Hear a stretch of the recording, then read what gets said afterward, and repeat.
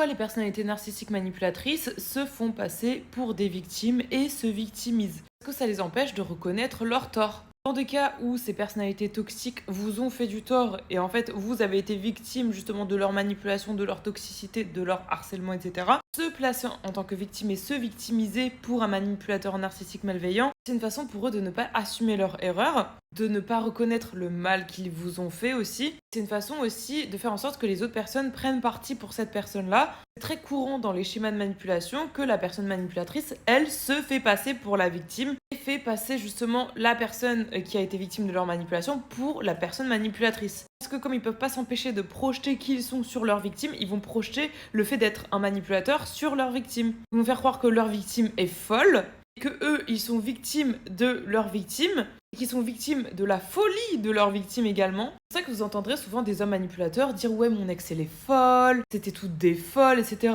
Ils vont se victimiser en faisant croire que c'est eux qui ont été victimes de gens fous, de la folie d'autrui, alors que c'est les autres qui ont été victimes de leur folie à eux, entre guillemets. Ça les dédouane et ça les déresponsabilise totalement de leur action. Il faut pas oublier que pour le manipulateur narcissique, le fait de se placer en victime, c'est une façon de discréditer et de décrédibiliser la vraie victime de leur manipulation. Ils peuvent du coup mentir et s'inventer des problèmes qu'ils n'ont pas pour attiser la sympathie, la pitié des gens. Du coup, à nouveau, être au centre de l'attention, recevoir de l'attention des autres parce que c'est de ça dont ils se nourrissent. C'est une façon aussi pour eux de rendre illégitime le statut de victime de leur vraie victime en fait. Du coup, à travers cette technique-là, ils empêchent la vraie victime d'être reconnue en tant que victime par les autres, parce qu'ils vont voler la place de la victime à la place de la vraie victime elle-même, victime de leur manipulation. Ce qui est du coup encore plus douloureux pour la personne qui a été victime de cette personnalité narcissique manipulatrice, parce qu'elle ne va pas forcément être crue par les autres, vu que la personne manipulatrice se victimise au maximum pour attiser la pitié des gens